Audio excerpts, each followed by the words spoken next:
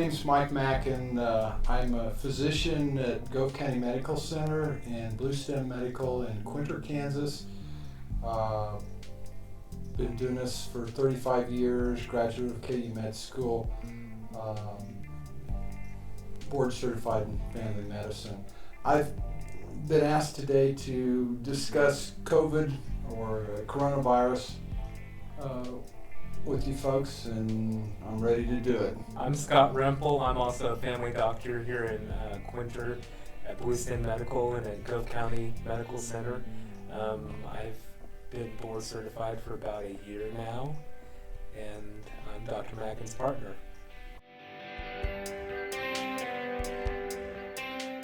So coronavirus is a novel virus that has been implicated in the pandemic that's currently going on here in the United States, actually worldwide. This is a virus that's kind of a variation on the old common cold virus, and it's a subset of that virus. It's spread primarily by aerosol, by sneezing, coughing, making contact with bodily fluids. It's highly contagious, and it can be deadly. The attack rate and death rate for it are higher than our usual infections that are seasonal, influenza and the common cold and stuff like that.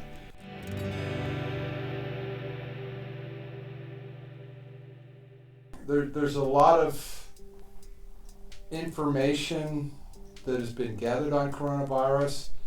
You need to be careful where you get your information on coronavirus.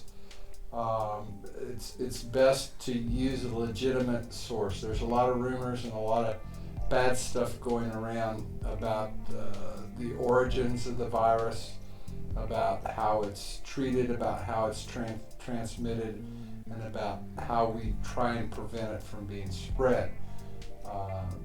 Some really good sources are the Mayo Clinic and their newsletter. Your personal physician is a real good source.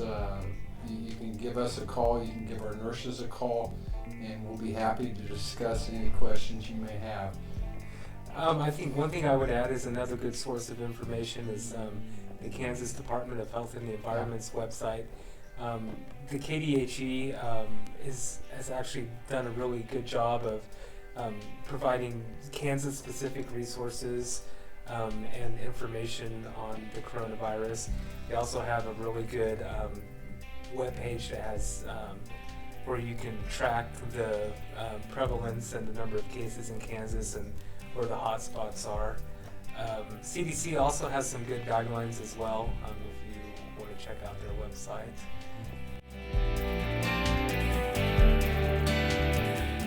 At this point, we really don't have any treatment for the virus. There's been a lot of studies started and that are ongoing concerning hydroxychloroquine and certain antibiotics and certain antiviral medications that have been used for, say, like HIV type interventions. None of these have been proven to be effective at this point.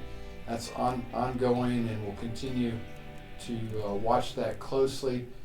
The only treatment we really have at this point is mitigation and avoidance of the illness. And Dr. Rempel and I have both worked with the county health department and have been involved in some of the efforts to do this, and some of the efforts on the statewide level, and it's been relatively successful. And I think at this point it's the only intervention that we have. Use good sanitation. Wash your hands 20 times a day if you can. In the clinic between patients and before patients, we probably wash our hands 60, 80 times a day. So, yeah, and that's about the best treatment you have. Some people have issues with wearing masks, but you're not doing that to avoid getting the virus as much as you are trying to avoid you spreading the virus. You may have an undiagnosed disease process going on that you could spread some virus, and we'd like to avoid that if at all possible. So we know that probably 50% of the cases that are coming out right now that people are contracting are actually being contracted from asymptomatic people who are spreading the virus, which is why wearing a mask at all times, even if you feel completely normal and healthy, is so important.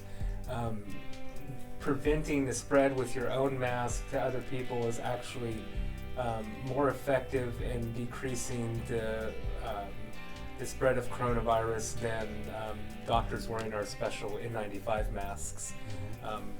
It's tremendously effective.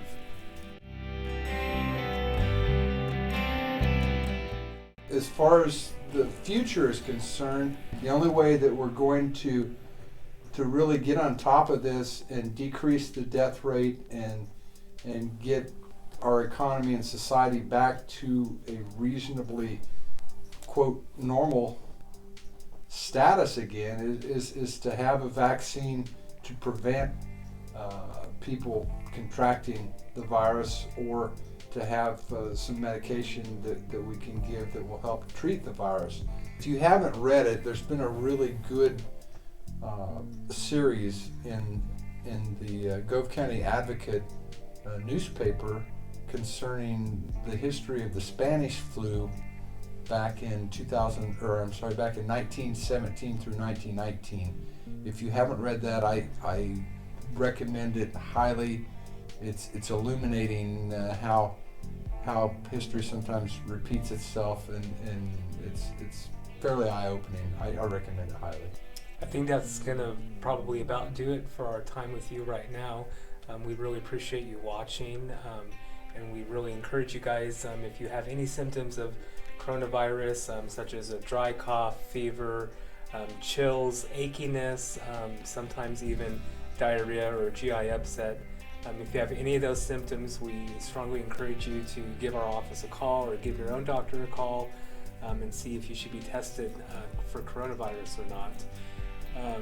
One last plug I would say is wear your mask for the other person, not for yourself. And if we all wear our masks when we should, I think we can knock down coronavirus quite a bit, and hopefully get back to a little bit more normal life again sooner. Very good.